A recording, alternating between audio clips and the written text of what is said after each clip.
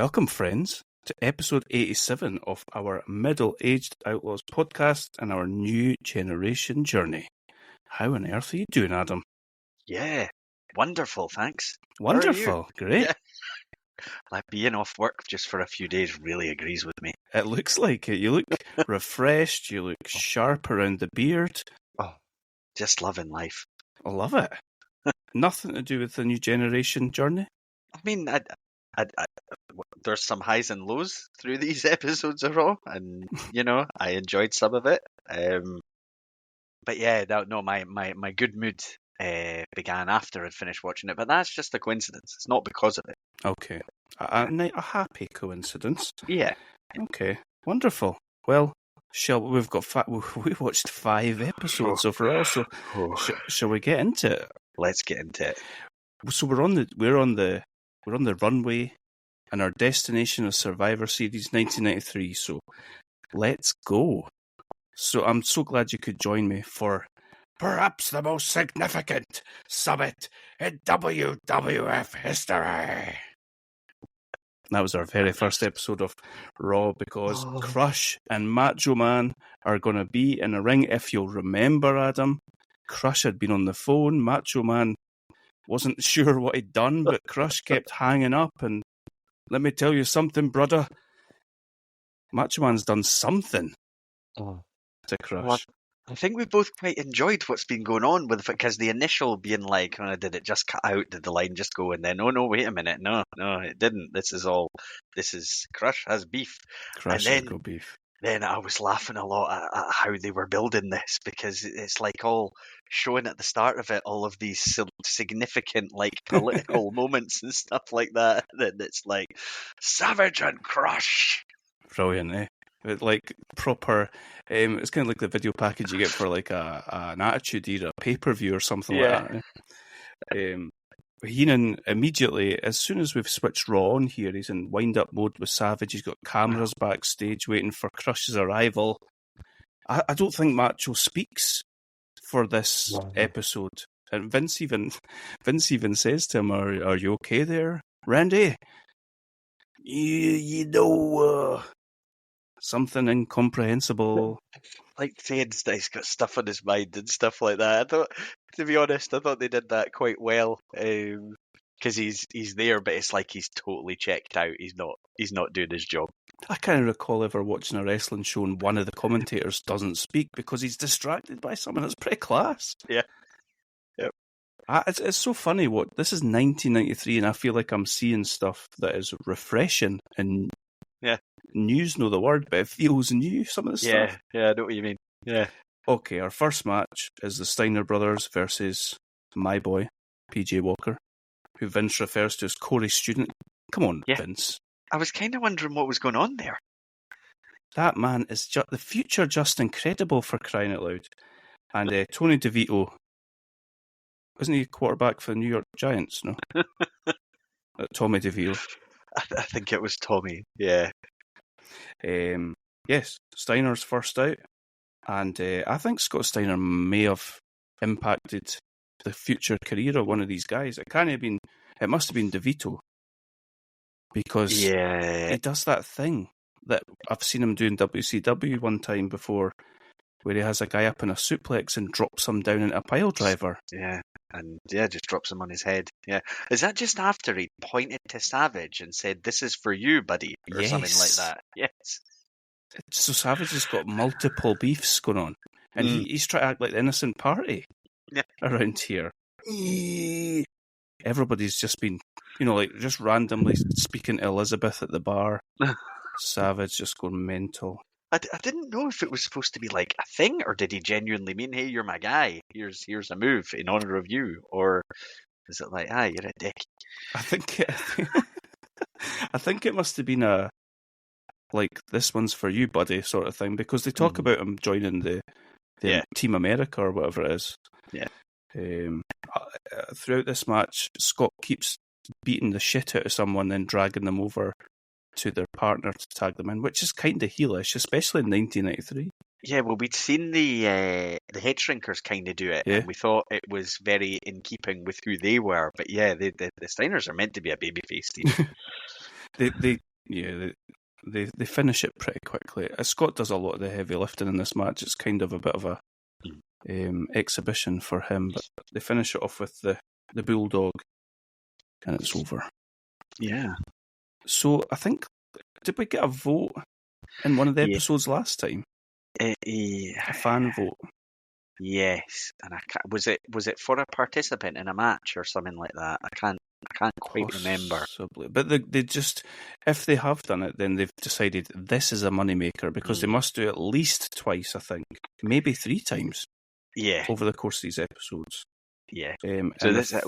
So we've had is just at the end of this match we get an explanation about Shawn Michaels being suspended. Yes. And they're saying it's because of non-appearances and refusing to defend his IC title. Yes. On Jack Tunney. Yeah, and the phone-in is going to be about whether fans want the suspension to be lifted or not. And we get a split screen, and Diesel and Perfect arguing the respective merits of yes and no, and whether they should be reinstated. At some point, they just start shouting over each other. And I think Vince even says that this is a pre-taped recording. And it's like, right, okay. So that was interesting. We go straight from that, though, to an advert we hadn't seen before. Like, there's an advert, and it's like a Godzilla-style thing on the go, and it's for Yokozuna. This is wildly problematic in 2024. It's quite something. I think the less said about it, the better.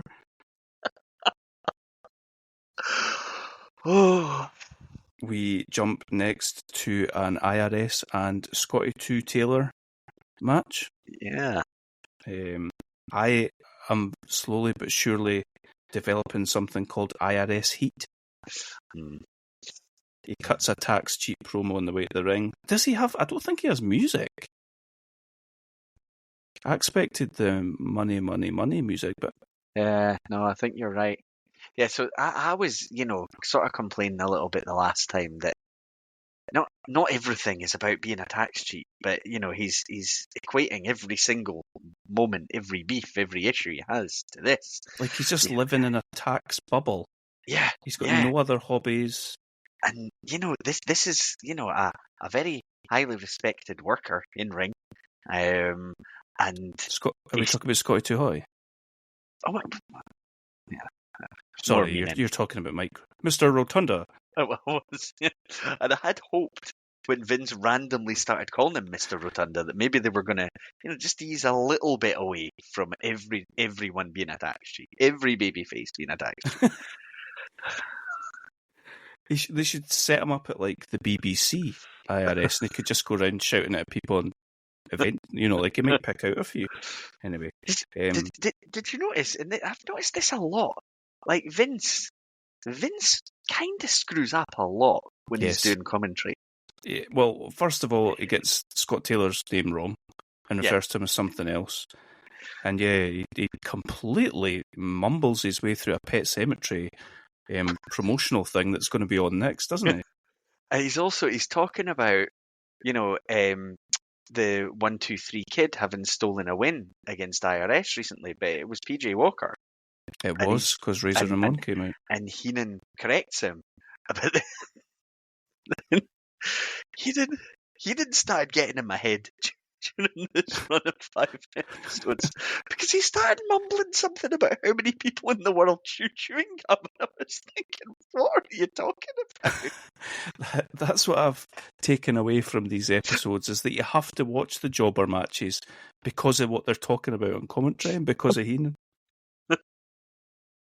Vince completely makes a mess of whatever it is that he's trying to. He's basically trying to say Pet Sematry's on next and talk about Stephen King, and Heenan just goes, "Let me do it for you, McMahon," and then just does it. It's class.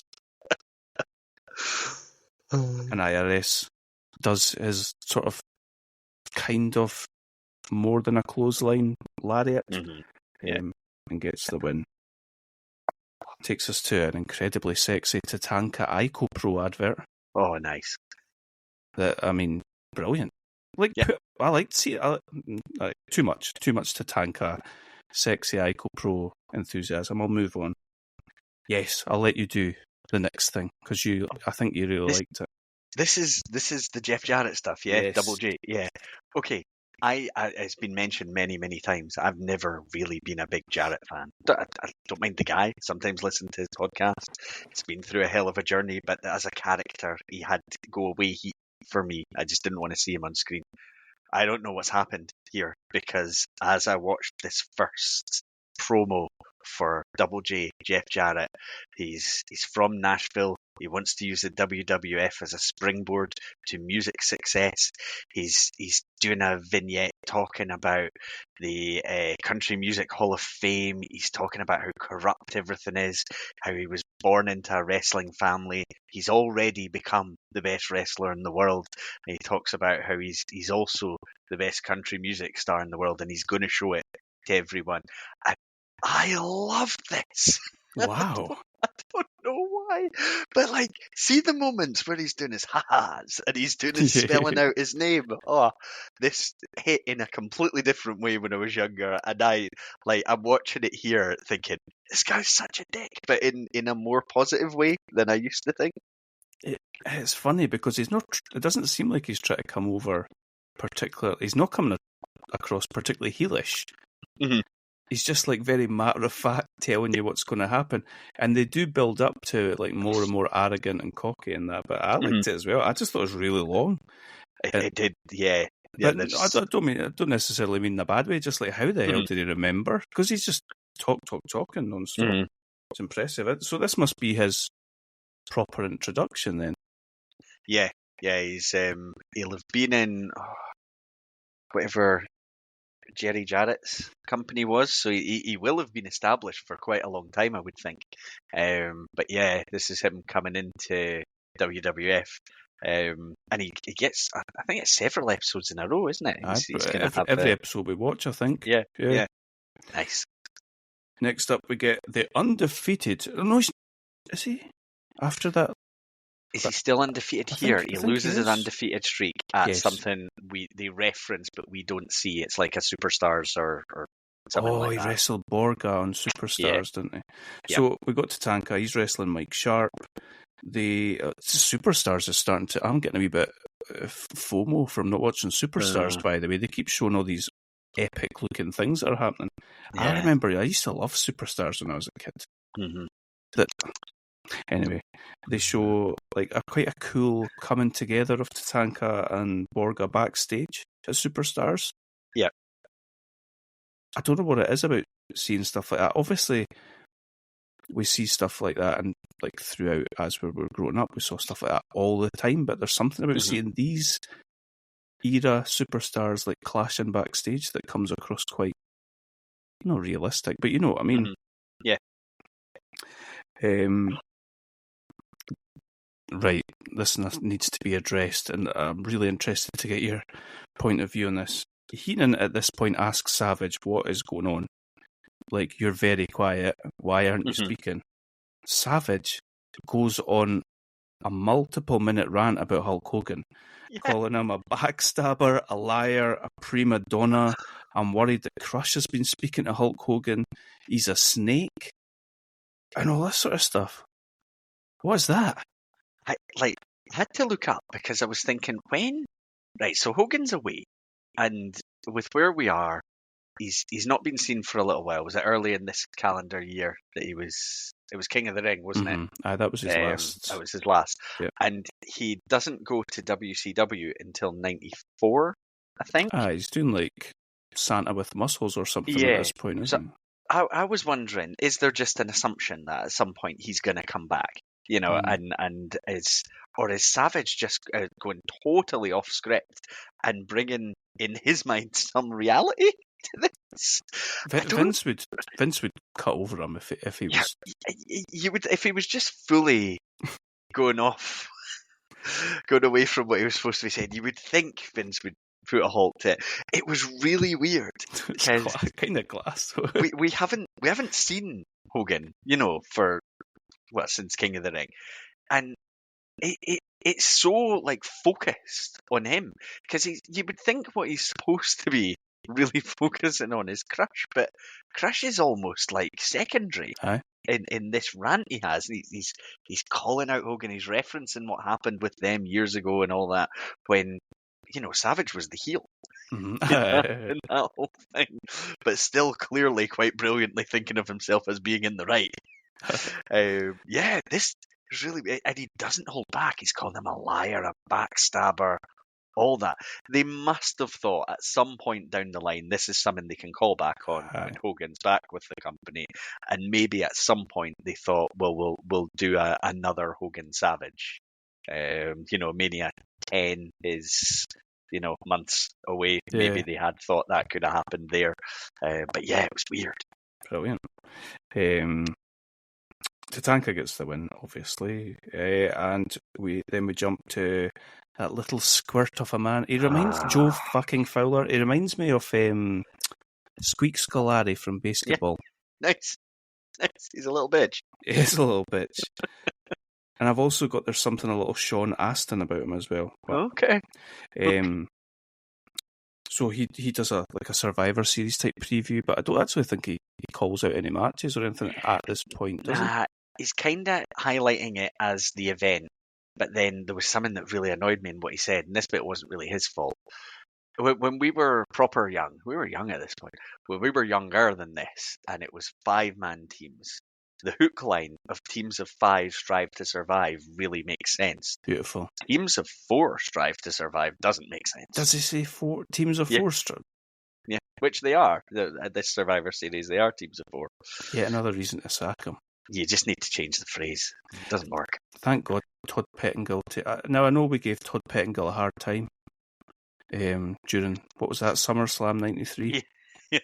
But thank God for Todd Pettingill, because he comes and takes over these Survivor Series previews.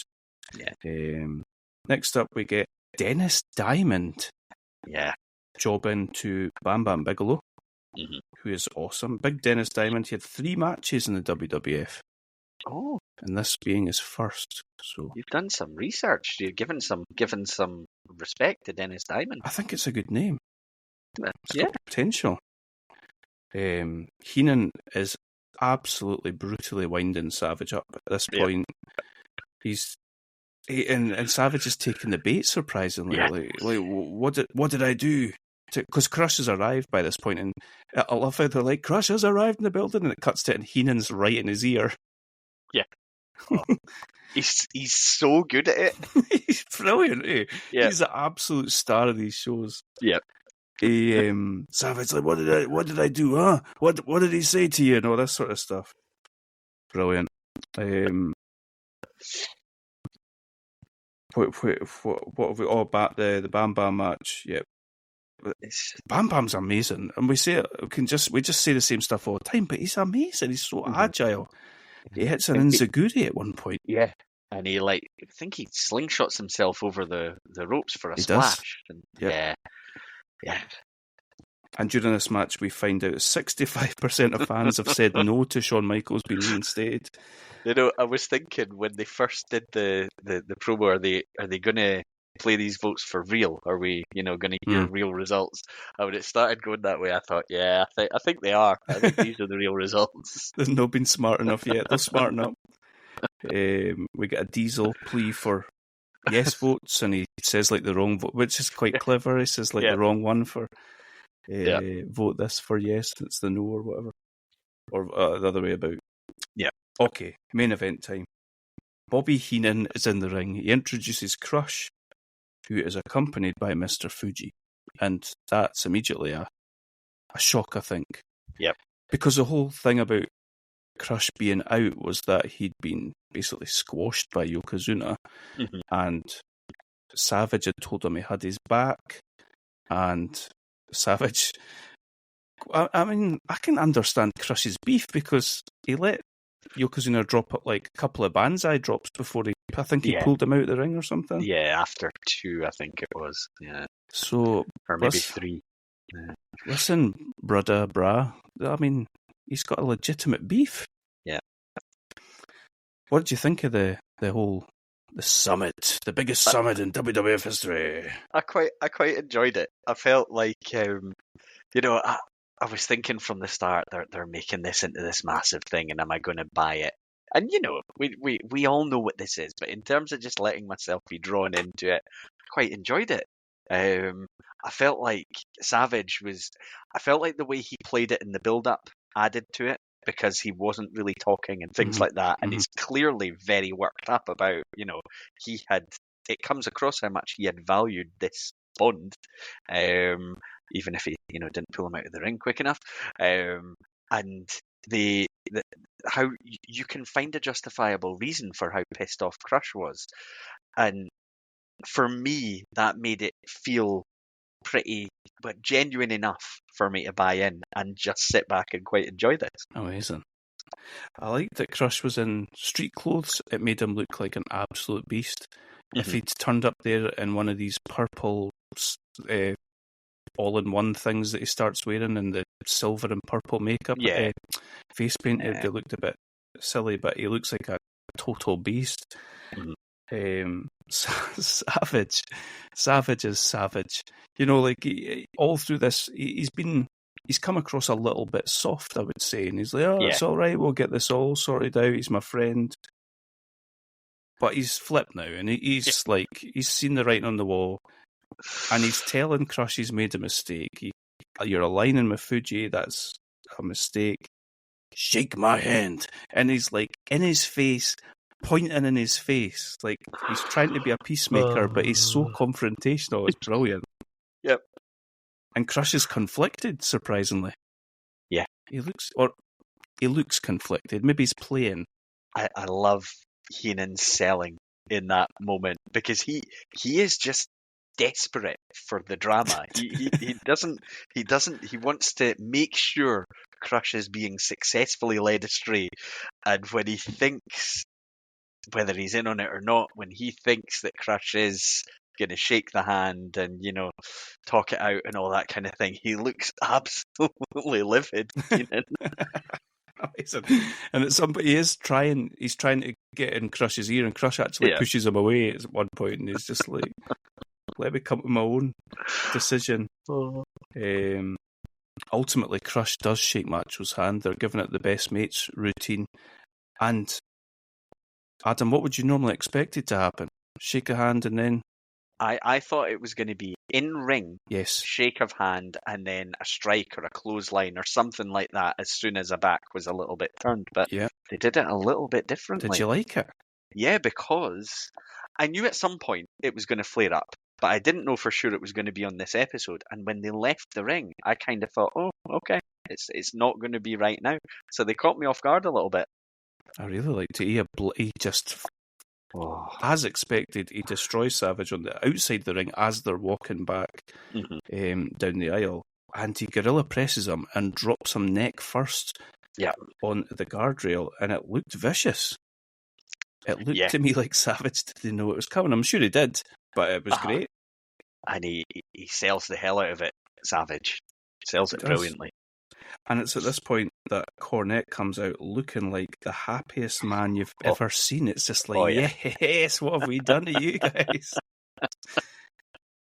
He's coming out with Yokozuna, and after Crush has his way with Savage, he's got him bleeding, which is bleeding for the mouth, bleeding for the forehead.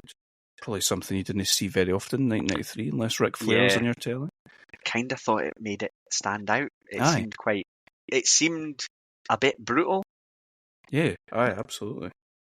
I think Yokozuna hits a banzai drop or two, does he? He does. And Savage is a complete mess. We go off the show by hearing that 64% of viewers have said no, Shawn Michaels shouldn't be reinstated. So we won't be seeing him anytime soon. And that's our first episode done. 15th, what was that? Not the 15th. 18th of October. Yeah. Good show. Decent show. Yeah. Enjoyed it. It was interesting. What they didn't have was they didn't have your established talent against established talent match, because they had the summit. Yes. So all the matches were squash matches, and the coming together of two big talents kind of replaced there being a established guy versus established guy match. So they've kind of kept the formula, but I think just switched it up a little bit. Yeah, and it was good, and I think these segment types, they're pretty common now, like a turn, a beatdown, that kind of thing. But at the time, I get the impression this kind of thing didn't happen all that often. Aye. It was really good. It was really well done. I liked it a lot. Yeah, agreed. Okay, 25th October, Crush. If this is the same building, which I'm not convinced that it is, are you sure? I'm not sure. Crush goes from looking like an he's went to what do you call it when they're no mid card, like upper top of the card, sort of upper main event. Yeah, he's definitely feels like he's elevated. Absolutely. Then he comes out with this silver and purple David Bowie looking face paint on, and see if he'd wrestled in like black jeans and boots, he'd look like a total beast. But a little bit disappointing. Crush comes out to open the episode. He is wrestling Phil Apollo. Yeah. I don't have his record to hand, unfortunately. Apologies to the Apollo twins, the Apollo family. Needless to say, Crush crushes poor Phil Apollo's head like a grapefruit. Yeah. I'd like to see him have a different finisher as well. Yeah, wasn't a big fan of that. Like if they're, I agree with you. See if they'd gone like, do you remember when he was a biker? Mm-hmm. If they'd gone for that kind of look, mm-hmm. I think that would have come across pretty well here. But again, I was loving Heenan's work through this. What have I missed? So he basically through this, from the start of this, he's doing impressions of Savage, but he's speaking with a little bit of a lisp because McMahon's talked about him having a lacerated tongue. He did just brilliant. Good work for Heenan. Absolutely brilliant. I think if they'd given, you see, if Crush they established the gorilla press, so he could have just used the gorilla press as a finishing move. Yeah. Anyway, he couldn't have done that to Mabel, so who are we kidding? Nah, true. That reminds me of, I can't remember what episode it is, I'm sure we'll come to it, but Razor Ramon at one point goes to try and do a Razor's Edge on Bastion Booger. Yeah. And they're facing the hard camera, and Bastion Booger just looks fucking massive. It's just like, you're not doing that. It's not happening. I'm sorry. You're in good shape, Razor, but it's not happening. Anyway, we go next to a match between the 1-2-3 Kid and Marty Jannetty. A couple of baby faces who are going to be in the same team at Survivor Series, we're told. Yep. Heenan seems quite taken with Marty Jannetty's hair. He's often referring to him looking like Julia Roberts. Yep. And he then they just go off. And have you noticed how often they discuss pop culture versus... Yeah. I find that really interesting. Yeah. Heenan is suggesting that, Julia Roberts is pregnant at the time. He seems to be suggesting that Bastion Booger is the father, which is entertaining. We've got involvement here by Johnny Polo, who is seen or heard mocking Jannetty and 1-2-3 Kid, talking about how he could easily beat either of these guys. And the whole way through the match, then Heenan's talking Polo up, and Vince is talking about, we've never really seen Johnny Polo in the ring doing anything. He's not been a wrestler. And then Johnny Polo walks down to the ring, kind of looks initially like he's favouring 1-2-3 Kid, and then he trips up 1-2-3 Kid, and they're obviously just having him come out and become a factor because he's going to be doing some in-ring work. Kinda.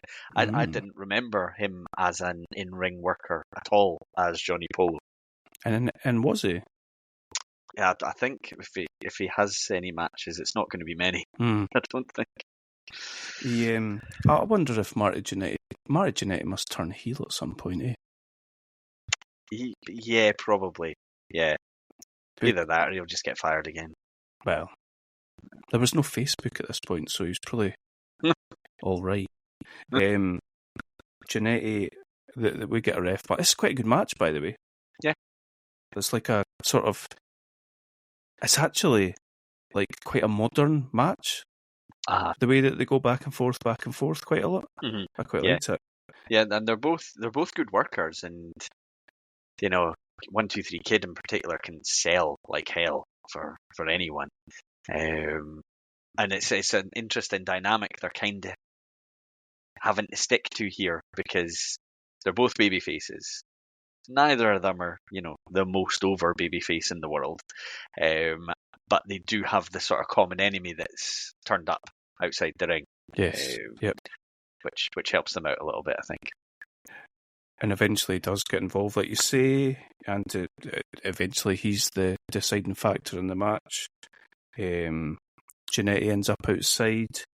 Kid goes for a dive over the ropes, and Polo pushes Jannetty out the way, which results in both guys being unable to meet the 10 count. We get a double count out. So this point, so who? I will get to it. We'll get to it. I was going to say, so who's Johnny Polo actually managing that these two are wrestling against? But we'll get to it because it's not the Quebecers because they're like the main thing. Marty chases Johnny Polo down as he's like sort of celebratory, walking down the aisle, take him back to the ring, and in classic babyface fashion, they both kick the shit out of him. Yeah. I like the double super kick though. That's a nice wee rockers callback. The fans are going crazy for it as well. Yeah, they like that. I think they like the idea of this two as a pair, and there's something because obviously I don't think the info's out yet of exactly the full card for Survivor Series, but they have dropped the little bit of info that these two guys will be in the same team. I did quite like the sort of drip feed of matches that we got week by week. It was quite good. Back to Nashville. Yeah. Your boy. My boy, Double J. You say that like you can't believe it. I am shocked. Like, why don't I hate him spelling out his name? I should. He does it slow. It's funny. Like, that probably wouldn't get over anymore. Maybe it would. I don't know. But he just does it so slowly. And everything's like almost without charisma in the way that he's saying stuff. Yep. But it's funny. Yeah. Oh, love it. And I think something that's interesting about it, and we know where this will go in the longer term, but to have somebody like openly talking about using wrestling as a springboard for bigger things. Now, obviously, a lot of people have. It's gone pretty well for a few, maybe not a huge number of them, but this whole idea that within a story, a guy's just talking about this is what his intention is, and it almost makes him seem like he's saying, "I am the best wrestler," but that's beneath me. Aye. I'm for bigger and better things, and then he's going to be coming into this company and surrounded by other wrestlers. I like the way they've done this, especially when he comes from a wrestling family and he talks about come from a wrestling family, but it's like, I want more than that, though, sort of thing. We get we're not going to refer to him as our boy. We get Ludwig Borga up next, and he will be wrestling Mike Bucci. Any guesses for Mike Bucci? He wrestled in ECW and was part of a faction. I've not written it down. He was in the Blue World Order with Stevie Richards and Blue Meanie. He was Nova in ECW. Nova. He had a pretty good run.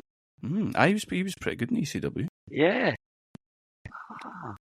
He didn't have a pretty good run with Ludwig Borga, I'll tell you that much. Borga, this was like a shoot match. He's just thrown him about. Yeah, absolutely destroyed him. I think this is where they reference that he's going to be facing Tatanka on Superstars. Tatanka. And Vince seems very confident that Luger will get rid of Borga. So he's not giving Tatanka much hope, which seems a bit harsh. Tatanka's undefeated. Oh, fuck him. We need Luger to sort him out. Isn't it interesting how seamlessly they've moved Luger from Yokozuna to Borga? Yeah. Yeah, because everything would have told you that he should have kept going with Yoko after getting the win without the by title. count out. Yeah, yeah. But I think, yeah, we go into where we're going to go, I think. Do we? Yeah, well, we're about to, behind the scenes, run into a bit of a Tatanka problem. So, Oh, well, like, are you talking about in kayfabe, or are you talking about real life? real life. Oh, Real life. what happened to So Tatanka? Tatanka was named in, I think, a sexual assault lawsuit.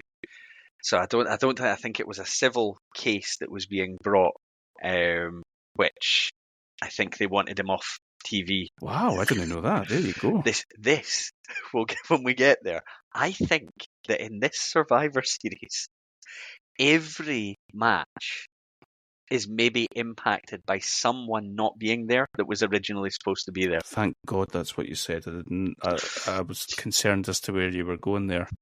I mean, a couple of them might be for, certain reasons. A couple of them certainly are. Yeah. It's like the Cleveland Browns locker room. I shouldn't laugh at that. That's no funny. Our next match is. I'm tempted to skip this, Adam. Our next match is Men on a Mission versus Todd Mata and Stephen Greenman. I need to ask you something. Oh yeah. The crowd are into Men on a Mission. I am finding them so annoying. I can't stand this. I hate it. I'm the same. I hate Oscar. I hate Mo's stupid eyebrows. And I hate Viscera. You just know what he became. Yeah. Ragdolling Trish like that. Oh. He was once a lovely man in purple, just swinging his arms. He was the original Joe Hendry. I've never made that connection before. Although I really hope never to say his name when he appears. It'd be terrifying. Yeah, I don't like Men on a Mission either. We're going to have King Mabel at some point. That's the problem. And is he still Men on a Mission affiliated? Oh, probably. Anyway, here's Joe fucking Fowler with a Survivor Series preview. So we get some information on matches at least. So yeah, shall I go through what he announces? Because there's some interesting. So we're going to have a team of Americans. What are they called? The American Alliance or something like that? Something like that. Luger, Tatanka and the Steiner brothers versus the Foreign Fanatics. There's never been a more Vince-named faction. Yokozuna, the Quebecers, and Ludwig Borga, which is a pretty meaty team. Oh, yeah. Yeah. We're going to have the Hart family. Bruce, Brett, Owen, and Keith. Yeah. Versus Jerry the King Lawler and his Knights. None of them named. Yep. We're going to have the Head Shrinkers, Bastion Booger, and Bam Bam Bigelow versus 4 Doink the Clowns. Like that. I can't wait to find out who all the 4 Doinks are. The Brooklyn Brawlers. At this point, I think you've said this already, is the Brooklyn Brawler already Doink at this point? No, if I'm remembering right, what happens is, I think at some point between now and Survivor Series, Matt Bourne gets suspended. So I can't remember if he is a Doink at Survivor Series, but I don't think he's fired at that point. So I think he is back later on. But whether we'll see much more of him as Doink, I'm not sure. The dark side, I've said this before, but the dark side of the ring on Matt Bourne, Doink the Clown's class, well worth a watch. Yeah. 4 Doinks versus Shrinkers, Booger, and Bam Bam. We're going to have Mr. Perfect, Razor Ramon, 123 Kid, and Marty Jannetty versus IRS, Adam Bomb, Diesel, and Rick Martel, which they're kind of saying is kind of like a intercontinental sort of level. Yeah. And that's it. That's what we get announced so far. And I'm interested in these. I think they all sound pretty good. Do you? We watch Survivor Series next, don't we? Yes. Yeah. Cool. Our next match is Diesel versus Dan Dubiel. Yeah. Did you know what Bobby Heenan was talking about a football game in Saudi Arabia and German shepherds being set on the crowd? No. Did you pick that up? No, I had no idea. I heard the words, but I had no idea what he was talking about. And another classic Vince foot and mouth moment. Diesel throws a kick and he describes him as an upper body man. Yeah. I'd hate that Diesel's finishing move's a punch. Yeah. Absolutely hate that. He really, when he got to like established and he started using the powerbomb, that suits a guy that looks like that. Yeah, 100%. I do like how Diesel looks here, though. I think he looks cool. Mm-hmm. Yeah, but I just hate the pun. And that's the end of the episode, Adam. Yeah, kind of go out with a whimper. Did they even mention Savage? Oh well, Heenan did, didn't he? He talked about the tongue thing and all that. Yeah, I think Vince had maybe said, at the start, something like conspicuous by his absence, Macho Man Randy Savage, who is healing up, blah blah blah, and stuff like that. Okay, let's jump in. 1st of November 1993. Is this Bobby Heenan's birthday? Is this the episode? I think so. Yes, it is. Okay, so first up is our kind of like the sort of named match. So it's Razor Ramon, Intercontinental Champion versus Bastion Booger. Yeah. But I mean, there's not a lot to say. Razor tries to Razor's edge him. There's a couple of things going on here. Is it a tummy rub? Yeah, there's this little dance thing that's in Booker's. I don't know what's going on there, but I found it really. I found it like Twin Peaks levels of disturbing. That's brilliant. Like the little guy. Yeah, I can see that. Amazing. We need to try and find somebody somewhere must have cut Booger dancing into an episode of Twin Peaks with that horrible music. Like the screen goes red and he just starts dancing across the screen. Booger gets tied up in the ropes and I don't know. Razor just starts rubbing his tummy.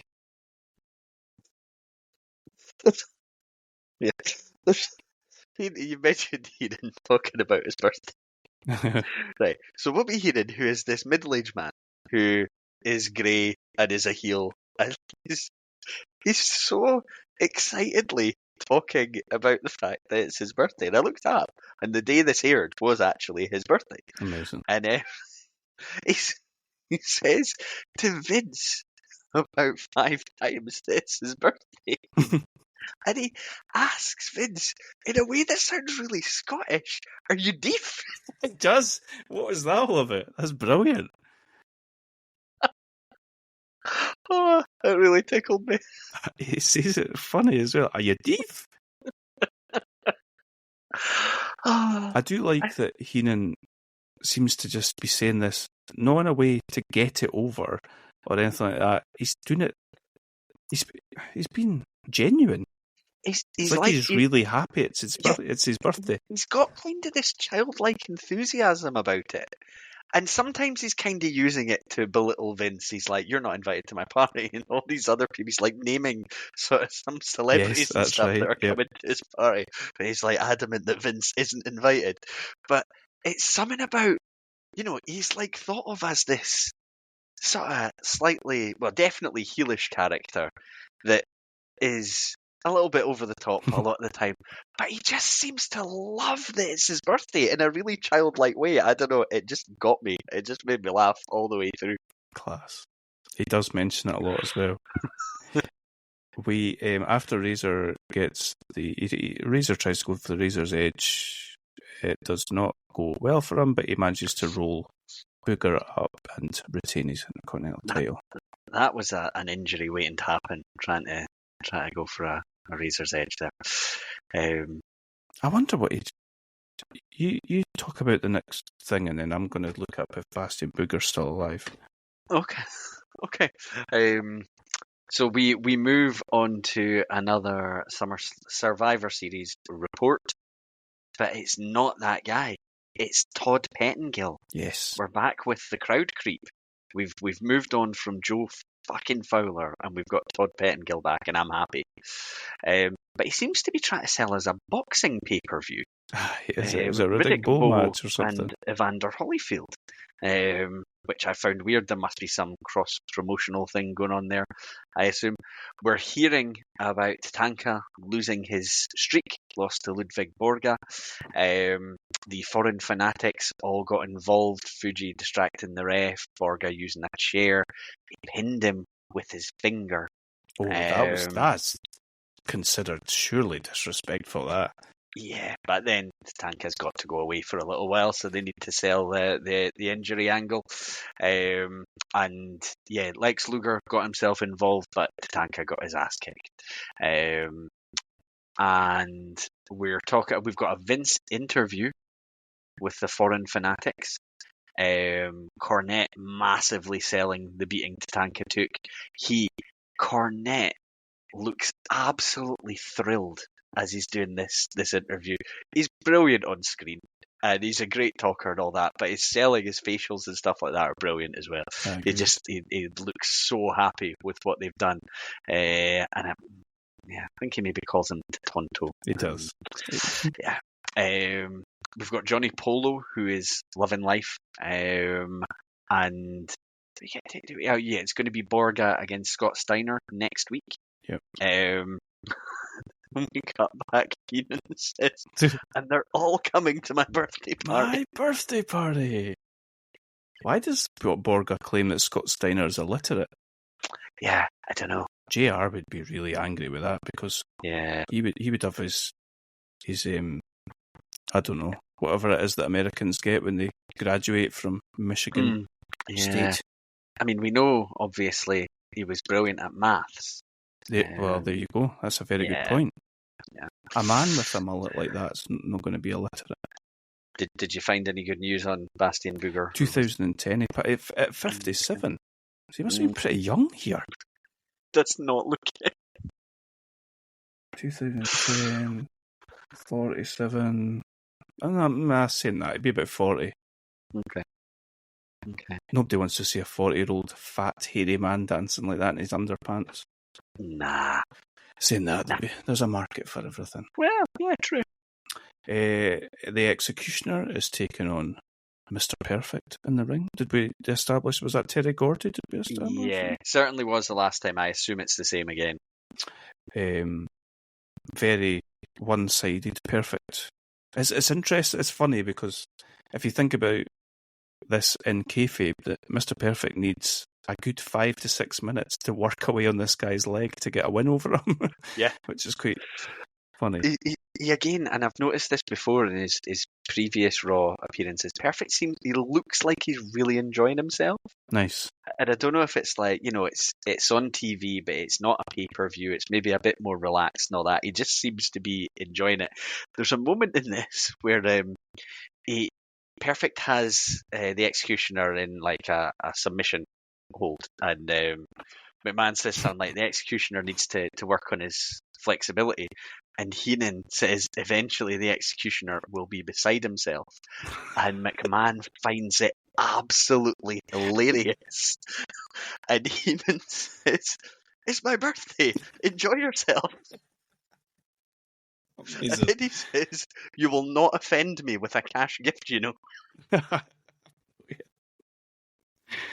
Oh, class.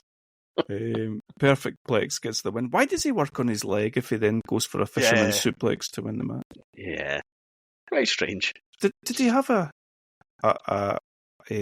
submission finisher in WCW? I remember him doing the Hennig Plex on Big Show at one point.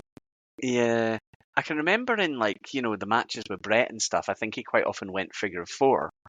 But with Flair being in WCW, I don't think he would have been doing that. I'm not sure. Double J is back. Haha. You're not fed up yet? You're still enjoying us? The only bit that I was a wee bit like, Jeff, he went a wee bit racist about Men on a Mission. It was unnecessary. Oh dear. Oh, Jeff. But still, I still enjoyed a lot of it. Okay.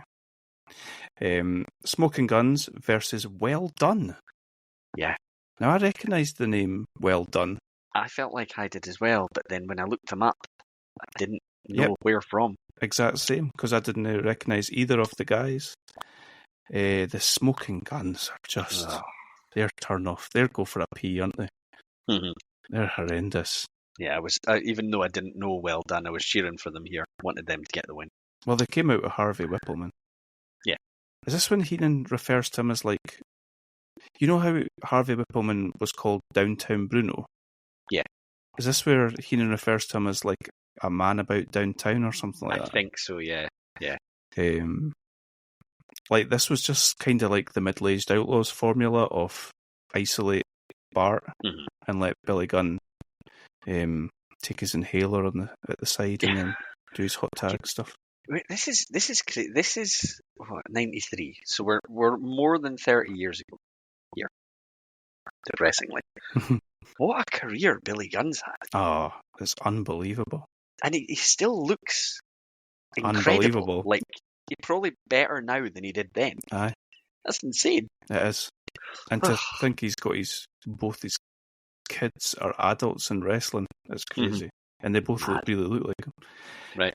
Harvey Whippleman gets involved in this match. I think he ends up pulling Billy Gunn down, does he? Yeah. He trips Billy Gunn when he comes off the ropes. And that's enough to get the DQ. Yeah. I bet you liked Macho Man on the phone. Macho Man. I did. Yeah, his voice is his voice is wrecked. Yep. But Heenan is just absolutely ripping him. He asks him to say suffering succotash 30 times fast. I don't have any notes on what Macho Man's actually saying.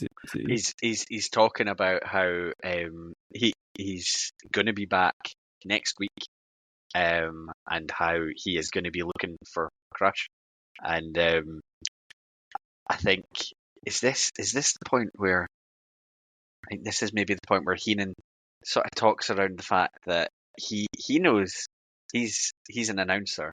Savage is supposed to be an announcer, and he's got an announcer contract, and Heenan says something about like, don't you think I want to go in there and beat guys up at times? But I know I'm not allowed to. It's not in my contract. Amazing. We then go to our final match, which is a colossus of a match between Adam Bomb and Virgil. Where did Virgil pop up from? Yeah, this is the first appearance, and he's got like the crowd. It's maybe wrong to say the crowd are chanting his name. There's maybe like 10 guys in the crowd that are chanting his name, but he's over with those guys. But then there was a moment where they started doing the crisscross thing, and I was like, nah, I'm done. Virgil looks uncoordinated even doing the crisscross. Yeah. Hogan Warrior at WrestleMania 6, this was not, or 5, 6, I always get it wrong. 6. Yeah. This was not. And at one point, Virgil is standing on the apron. He just seems to like sort of launch himself, and it doesn't look like Adam Bomb knows it was coming. Yeah. He just kind of half catches him, has him hanging off him a bit like a toddler. Yeah. I mean, he's a big, strong guy, but it can't be good for a back if you don't know that's coming. No. But unfortunately for Virgil's solo career, he ultimately comes up short. Adam Bomb wins via the powerbomb. The powerbomb? Yep. And that's our show again. Like, what a main event to finish off that. Oh yeah.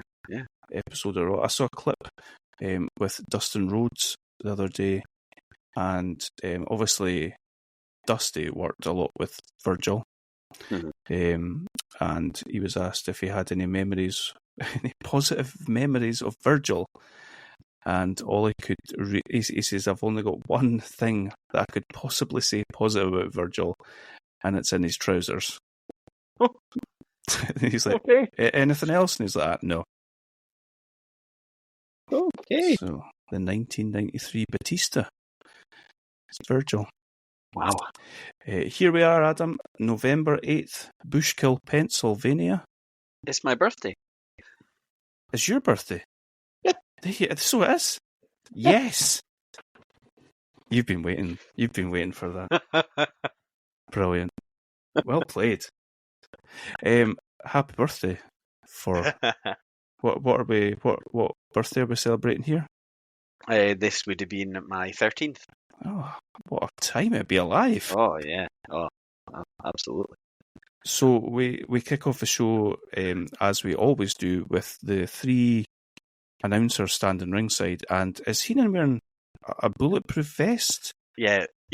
Or like a bomb-proof? It's definitely thing? something riot gear, adjacent. And is he wearing that because of Savage? I think so, yeah, because Savage is having his comeback that night. Savage says if Crush has got the guts to show, then all hell is going to break loose. Okay.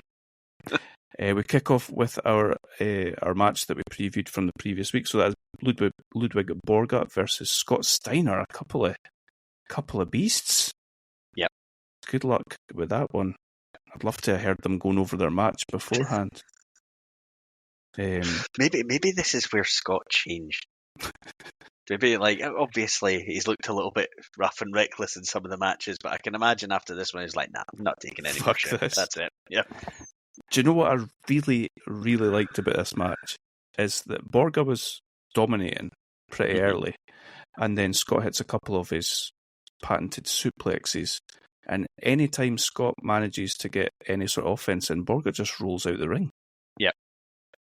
Like, that's pretty good ring psychology from the Big Finn. Yeah. I really liked it. Did he have a manager here? Is Fuji his manager, Borga?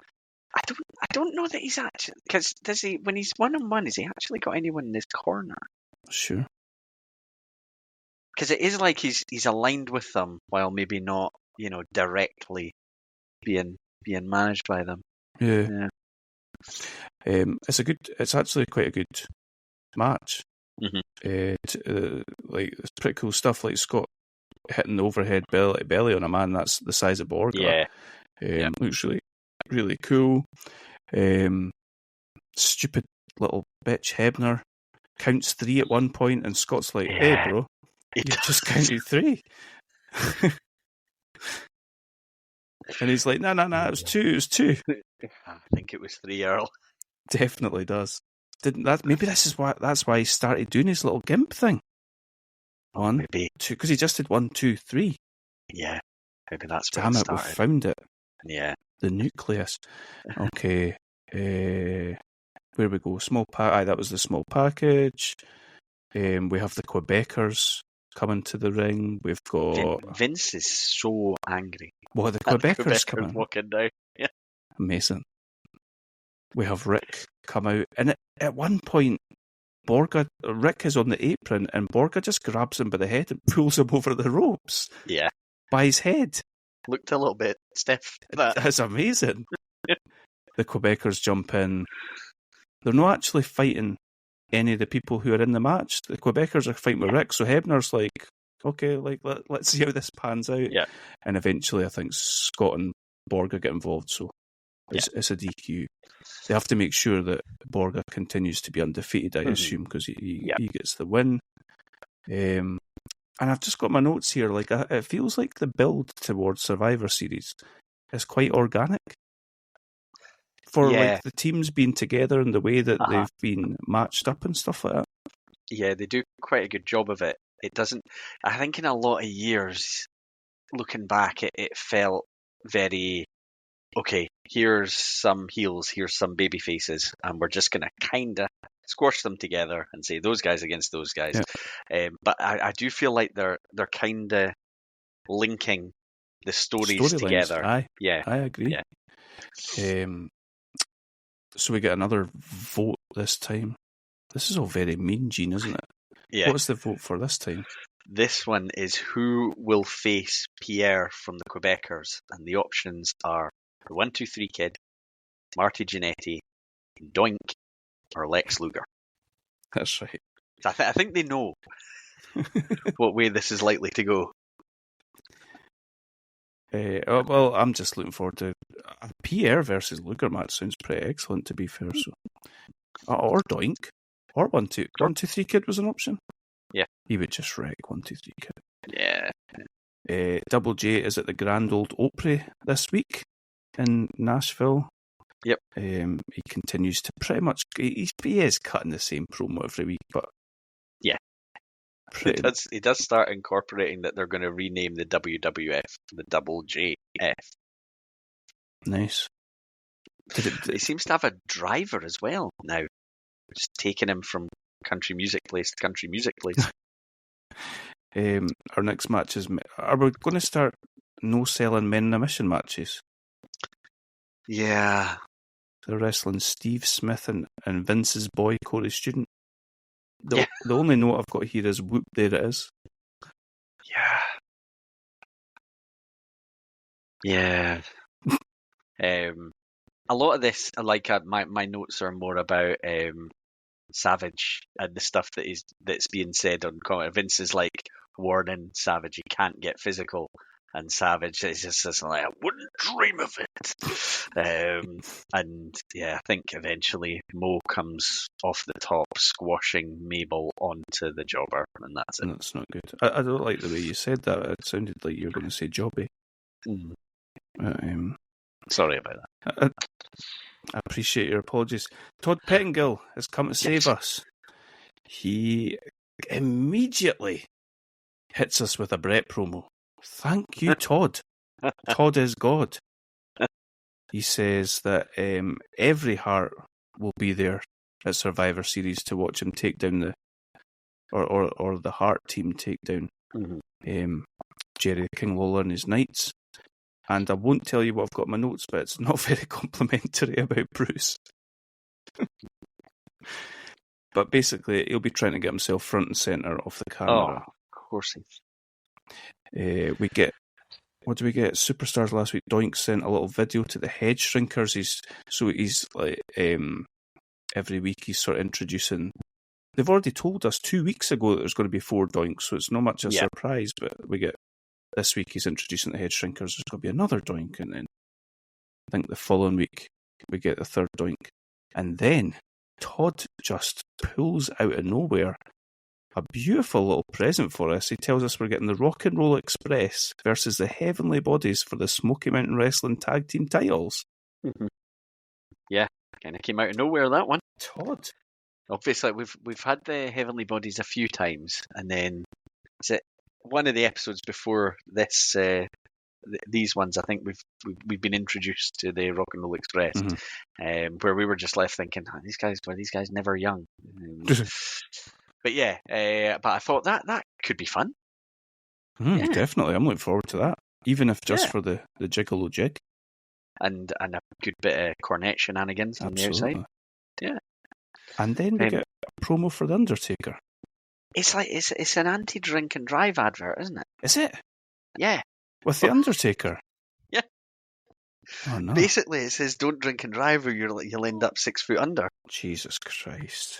It wasn't very effective if you didn't pick up on it. Clearly not. I wonder what age the Usos would have been watching this. Clearly they were never listening either. I was thinking Undertaker debuted at Survivor Series. Is this him debuting? But it's no, because it's 92 he debuts at. No, 91 he debuts 91, yeah. Because I remember him being in 91 he was introduced, was it Ted DiBiase's team or something like that? Yep. And then 92 I think he fought Hogan for the title. That's when he dropped Hogan on his head and gave him shattered his neck. Yeah. And then when you see it in slow motion, he doesn't even touch the floor. Absolutely not. Well, there's plenty wrong with him, but not as a result of this. Oh yeah, did we discuss what? I think we did, didn't we? The last time Hogan had said something like, "If wrestling fans can forgive Chris Benoit, then they can surely forgive." Was he talking about himself? I think so. Yeah. Dearie me. Okay, Rick Martel is taking on John Paul, and Vince McMahon does not know how to pronounce the word Paul. He keeps calling him John Powell until about halfway through. Oh, brilliant. Heenan, at this point, decides it's a good time to start questioning why the Browns have released Bernie Kosar. I don't know why he's talking about it. At times, he just seems to... It's like he's just doing his own thing. It's like he's sitting reading the paper or something like that. Things are coming up. I noticed, see at the end of it, they're talking, as Martel's going through a pretty routine match, they're talking about him having a rematch for the Intercontinental title against Razor. I suppose it's not a rematch.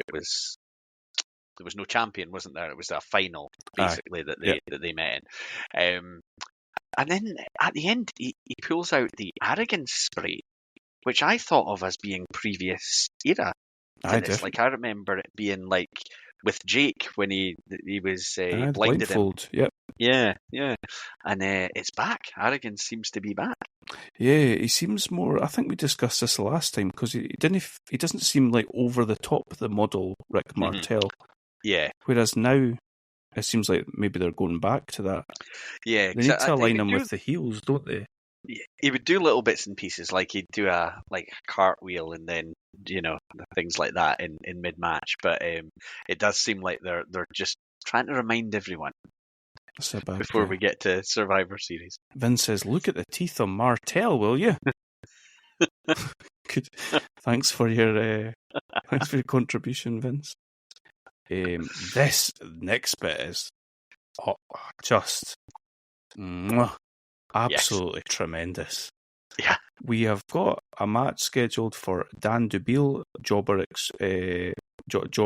taking on Crush with Mr. Fuji, but I don't think we even get to Crush coming out, do we? No, it's pretty instant because Vince is initially trying to keep Savage calm, and then at a point Savage must throw Vince to the floor. He does. And then he just runs and leaps on Crush.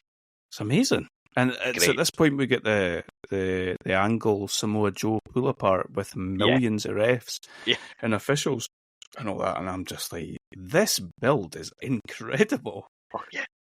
Like, I never thought we would be watching these and going, Crush Savage is the big focus and match that I really want to see. Great.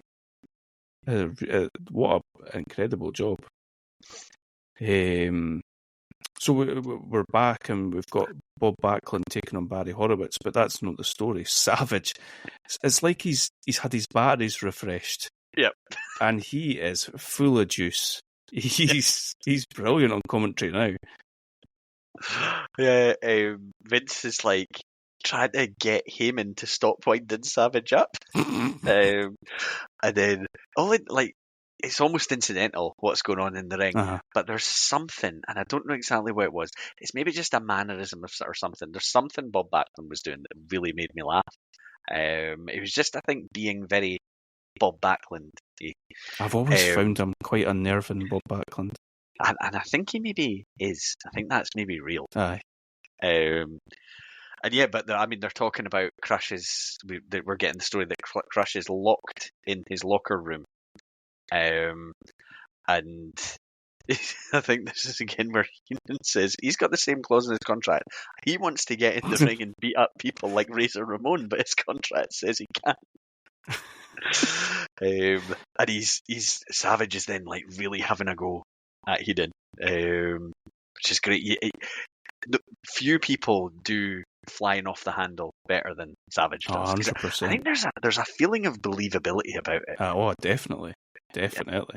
So you can see Crush's door is being kicked or punched or whatever. So you see it banging from the outside in.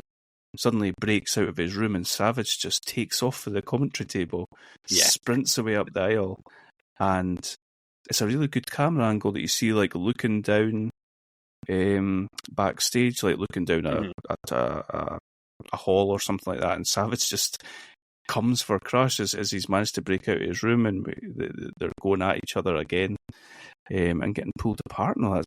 Amazing. Nice. Yeah, you don't remember any of this, do you? No. The only thing I remember is the sort of culmination in the match at Mania 10, which is a bit underwhelming, but maybe it'll be more fun after going through the build. But I don't think I would have been watching Raws or anything like that at this point in time. But this is like, it feels like it took a leap into like kind of reality. It felt a bit more real than everything else you were seeing presented to you. Definitely. It's class. I've got that in capital letters. This is class. Yeah, nice. we get the results of the vote. We're going to have Lex Luger versus Pierre, as predicted, and Crush and Savage are fighting like outside the building, in the roads and all that. Yep. As they go off the air. It's amazing. Class. Is that our penultimate episode? We got one more? Yep. One more. Yep. Okay, so November 15th, we kick right off with a recap of everything that happened between Crush and Savage, quite rightly. Jack Tunney has decided that Savage is too volatile to be sitting at ringside this week. I think that's a wise choice for your company, Jack Tunney, a bad choice for us. And we kick off. Have I missed anything from the start? No. We kick off with Razor Ramon versus the Brooklyn Brawler. Is that our big match? What? Yeah, there's a moment again at the start of this.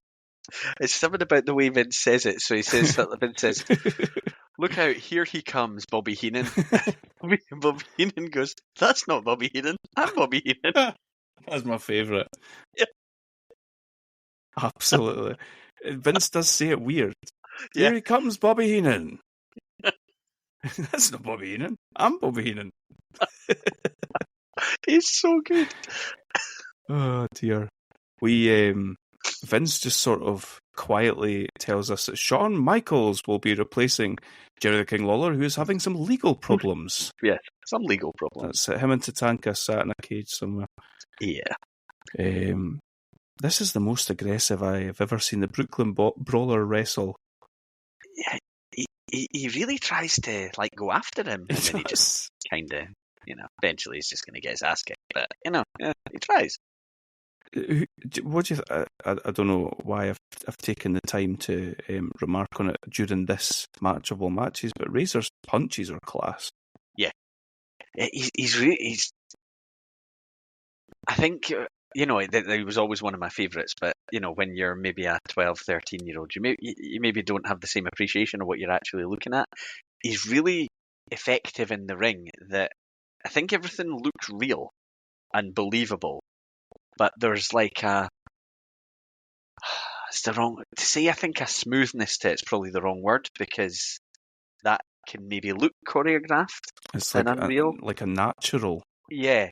Way that he moves. Everything he does just looks, I don't know, it draws you in, I think, to his matches. It really not reminded me, but I feel like The Rock must have taken some the punch mannerisms. Yeah, for Scott Hall. Anyway, he's absolutely amazing. Razor's Edge and Brawler put up a valiant effort, but he's done. Yeah. Where are we with Crush? Are we just backstage? Crush backstage talking about Savage. He wanted him to stay away, and he jumped him. Crush says he gave Savage the beating of his life, and not only did Savage lose the fight, but he's also lost his announcer job. So kind of really putting Savage through it a wee bit here. If you get my way again, brother, you'll lose a lot more than your broadcasting job. Yeah, I think he's indicating he's going to lose his life. Wow. Yeah. Not with that squashy head thing. What's the Survivor Series showdown? Well, this is a thing they used to do. They used to do like a sort of Saturday. I don't know if it was a Saturday night, but they used to do like a pay-per-view sort of thing. I guess it would be done like now how they do like what is even the name? Like AEW does like 0 hour. Oh yeah. Whatever WWE does, like they do like an hour before the pay-per-view, and then that's to tempt you into buying the pay-per-view. Yeah. This, I assume, is that version, or the old version of that, which is like a televised show to try and tempt you into then watching the pay-per-view or buying the pay-per-view.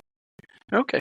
So we're getting Bret Hart and Yokozuna on the Survivor Series showdown. Yeah. The Friday before Survivor Series. I think Survivor Series they're saying is on the Wednesday. Yeah, because it's traditionally it was always the night before Thanksgiving. Yeah. So yeah, they've. I assume. I don't know when they would have moved it, because every pay-per-view became a Sunday for years, didn't it? Mhm. Yeah. Whilst that sounds enticing, I think we'll give the Survivor Series showdown a skip. Would that be Yeah. acceptable to you? Cool. Although Brett Yoko is always good. Yeah. Feel free to watch it in your spare time. Okay. You are off work I am. I should just spend all my time watching wrestling. from 1993. Okay, Head Shrinkers versus Mike Morrod and Mike Bucci. Couple of mics. Why is Rikishi doing the tongue flicking thing so much during this match? It's quite disturbing. I don't remember him ever doing that. Nah, I find these guys quite, they're obviously intimidating, as they would be even if they were just smiling away and chatting. But yeah, they seem to be going all on like kind of. Well, there's brutality, but there's been brutality in all their matches basically.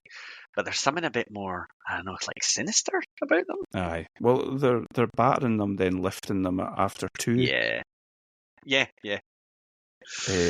I love the Head Shrinkers and Simone SWAT team when we were watching WCW. They're just class.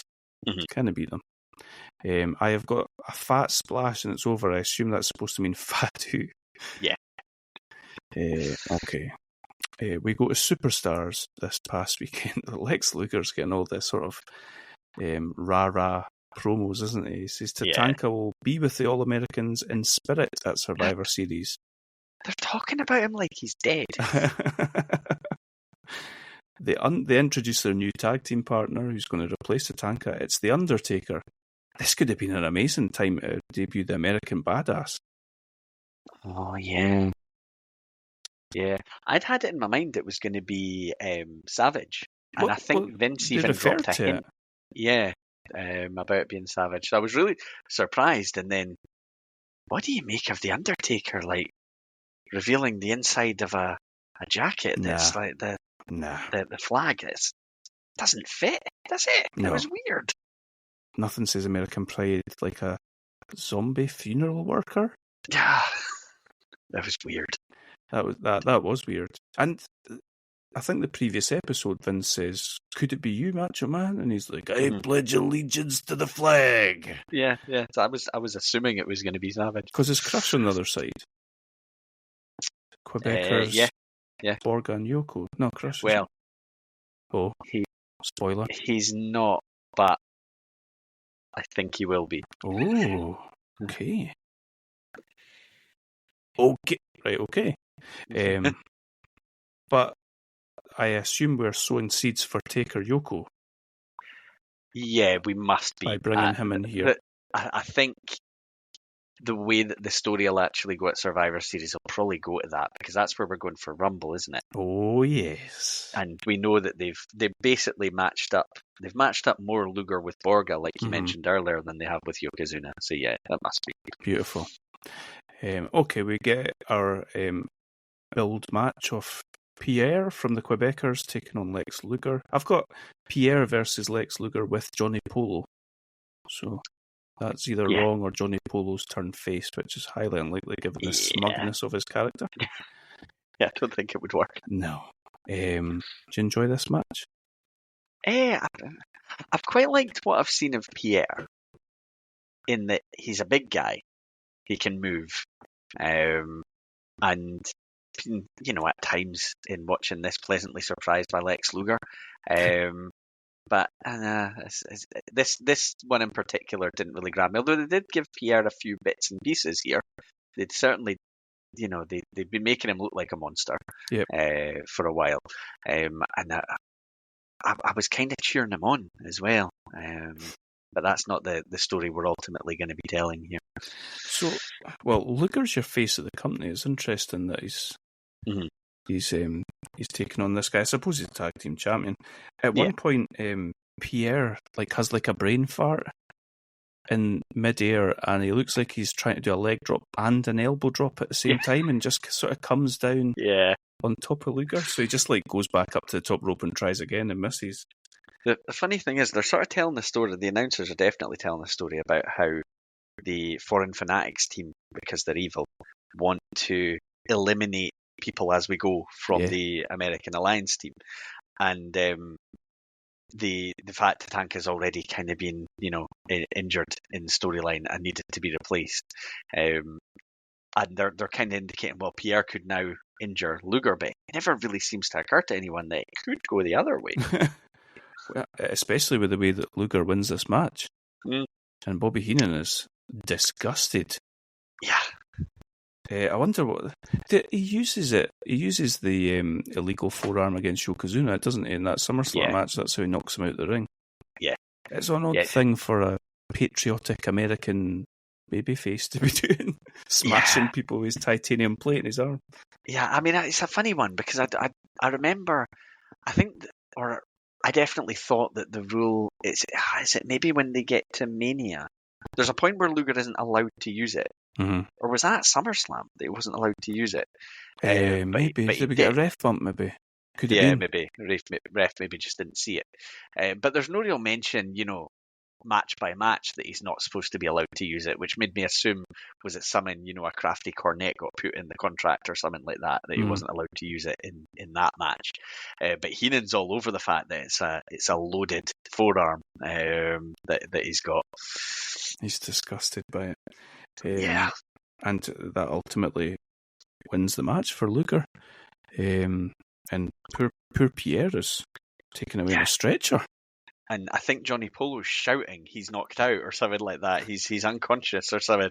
And Vince is immediately speculating that maybe Pierre won't make it to Survivor Series. Oh, I see what you've done there. Okay.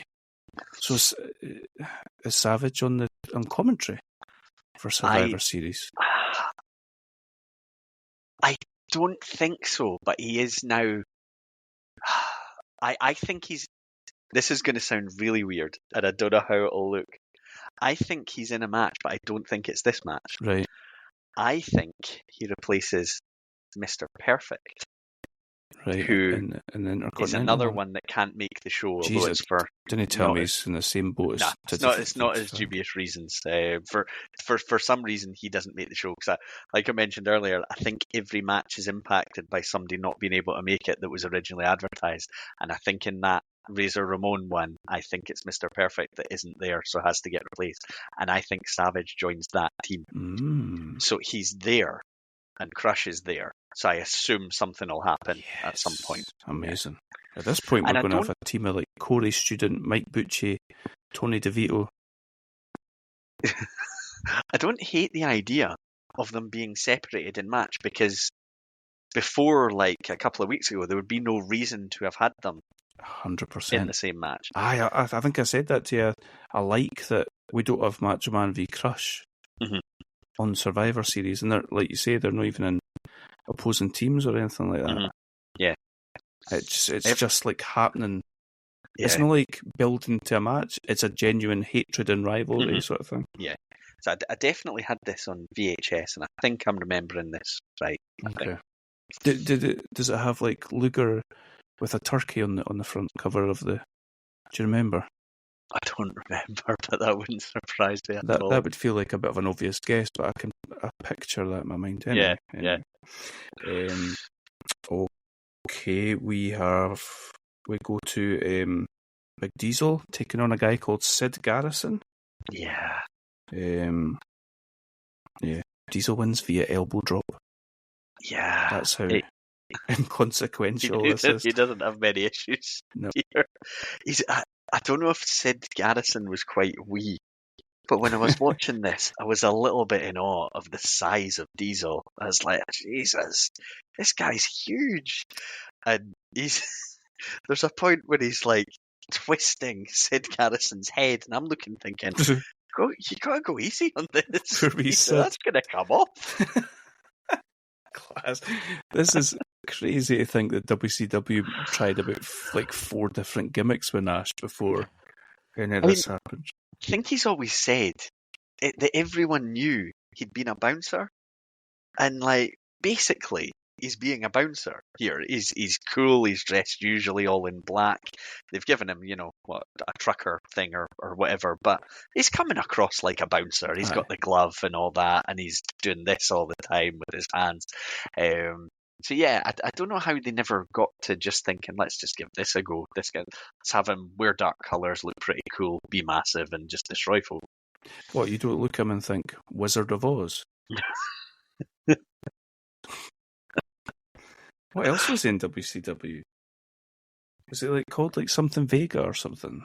Yeah, Vinny Vega, maybe? Vinny Vegas? Aye, that sounds right. Vinny Vegas, yeah. Okay, Todd Pettengill is back with our Survivor Series report. It confirms pretty much the matches that we already knew. No new ones, I don't think. No new ones. And then we go to some highlights from Superstars. We've already spoke about this. This is Doink introducing Bastian Booger this time to the third member of his team. It's another Doink. Yeah. And then we finish the episode with your boy, with a very special cameo from a future WWF superstar. Yeah, it's Jacqueline. And I was looking thinking, is that? Yep, definitely is. Go on your cell, Jackie. He's like in a recording studio. Is she like being a manager type? Yeah, she's an engineer or yeah. So yeah, Double J, he's just doing his thing and he's spelling his name, and I'm still not sick of it. Or maybe at this point, I'm maybe starting to think, if you give me a couple of weeks off or have him show up, I feel like we've had about 4 weeks or maybe even 5 weeks of just these. Yep. I'm ready now to move on. You've established who he is for me.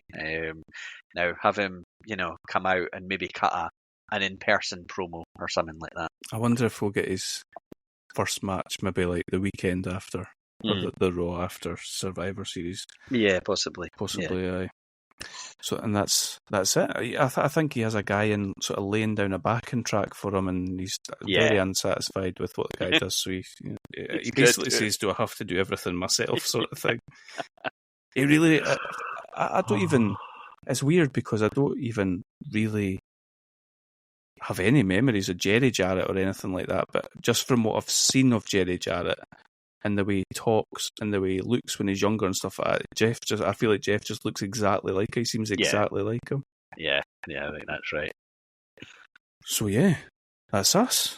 The build to Survivor Series is done, and they've done a great job building the main storylines of Luger and Borga, kind of, with Tatanka mixed in there. Yeah. We've had the history of the Quebecers and the Steiners.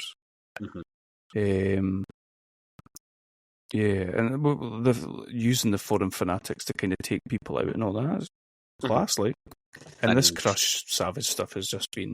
Yeah, that's carried the last few weeks really effectively. That just from the little... I mean, if you think back to it just being a moment in a phone call that could have been explained away as something else to where we got to, which is nice. I like that. Is it fair? It's been really subtly done. It's really surprising. Yeah, it is. Yeah, it's really cool. Yeah. Some of the other matches, we've had nothing to build that Smoky Mountain match. But there may be other programming that they might have built that on. Yeah. We've had a little bit with that stuff with 1-2-3 Kid and Marty Jannetty. Yeah. We've had past stuff between IRS and Razor Ramon. There's a past between Martel and Razor Ramon, so there's that. And Doink's been involved with Bam Bam. So they've done quite a good job of weaving various little bits and pieces that we've seen together in a card. Yeah, I think the only thing I'd be sitting thinking if I didn't know is they haven't really heavily featured Yokozuna as world champion No, that's on true. these shows, but I don't think you've needed to be honest.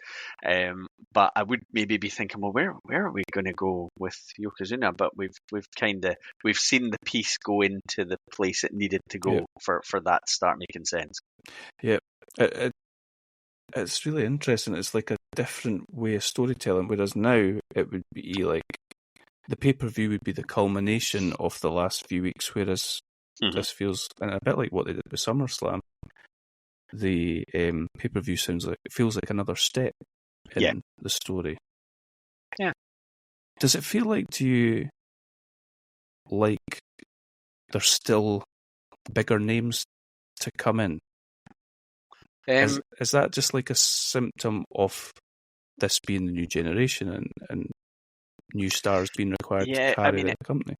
It maybe is a symptom of that, because I look and think they've used Brett really sparingly on Raw. He's not featured all that heavily, but we know, he's a main event player, but he hasn't been on. There's been a couple of promos. No, I don't think so. Promos, and you've got Yokozuna, who's your world champion, who hasn't been featured that heavily, aside with helping out in a beatdown and stuff like that. So I think there are people there that haven't been featured that much. But it doesn't feel like this is... So this is Survivor Series, which we've always, had as one of the big four. Mm-hmm. But it is a little bit different in that it's team matches. In this era, it's still pretty strictly team matches. Oh, these elimination matches, they are. Yeah. So I think you maybe, if you're building from these days from SummerSlam Survivor Series, and you probably have about 3 in between, you're thinking, right, where do we need to get to with this title, that title, this guy, that guy? Whereas here, I think they're able to think, right, we're actually going to build to Rumble now, but this is a stop along the way. And that's what it feels like. Do we need to fall into place between now and then? Yeah. You can properly see the WrestleMania to WrestleMania pathway rather than things need... Because this, like in modern day, you'd have SummerSlam would have been a title rivalry, and by the time you got the Survivor Series, it's probably on to somebody else, and maybe somebody else again. I like it. I really like it. Yeah. This is good fun, and Bobby Heenan is keeping me very entertained. Oh, he's unbelievable. He really is. Nobody like him, is there? No. It's irreplaceable.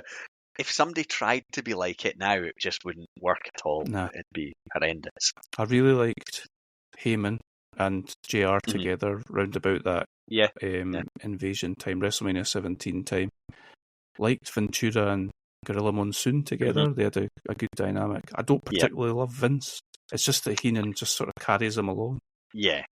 I think because we're not that far moved on from Gorilla and Heenan, which I always liked, because it always felt like there was the will you stop and stuff like serious? That.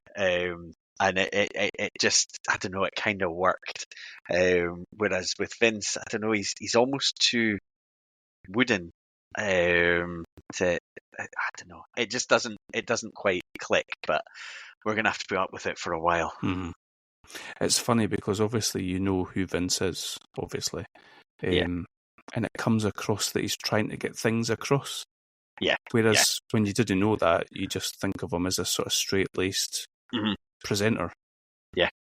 It's funny. Yeah. Did you see the WWE are doing a Saturday night main event? They're going to have Ventura commentating. Oh, really? That's pretty cool. Nice. Triple H, Mendon, Bridges. Yeah. Again. Yeah. Nice. So on our Survivor Series for us, we don't want to look at the card. We think we know it, don't we? It's been pretty well explained, I think. But yeah, I'm still expecting maybe 1 or 2 more changes from what was actually said in terms of personnel. We'll bring it up. It's up to you. Oh man, don't do that to me. I do enjoy watching the pay-per-views without knowing. Kind of cold, yeah. But we just kind of know. Let's leave it. Yeah, let's leave it. We know the basic stories, and we know, I think, generally who's going to be involved. Only unanswered question we have now is there is 8 Raws between Survivor Series and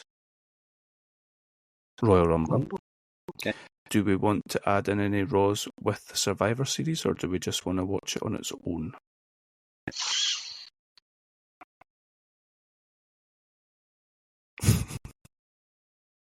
Adam's See, I feel thinking like heavily. if we did Survivor Series and then like maybe 2 Raws, maybe that would make the next, what would that be, 6 Mhm. doable in one go? Yeah. Yeah. Let's do that Yeah. then. And Okay. and obviously our main coverage will be Survivor Series, but then we just sort of cool, okay. And that makes our path. Oh, I can't tell you how excited I am to get to Royal Rumble 94. 94, Amazing. yeah. Yes. Yeah. I can't tell you. It's going to be absolutely awful. I only really remember the very end. Yep. Of that. Yep. Everyone does. We all do. Yeah. Okay, Adam. You take it easy. You enjoy your time off work. Cheers. Thanks. And should we do Thanksgiving dinner whilst we're watching Survivor Series? Will you be cooking a turkey?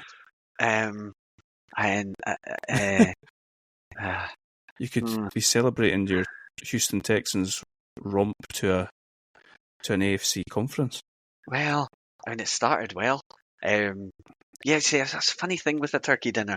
Like, I love all the bits around it, and then I'm like, turkey. Not particularly bored about turkey. You're a trimmings guy. Yeah, very much so. Yeah. You could get a T-shirt with that on it. I'm a trimmings guy.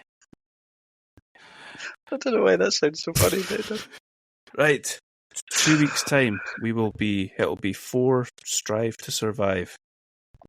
Nice. Take it easy. Cheers.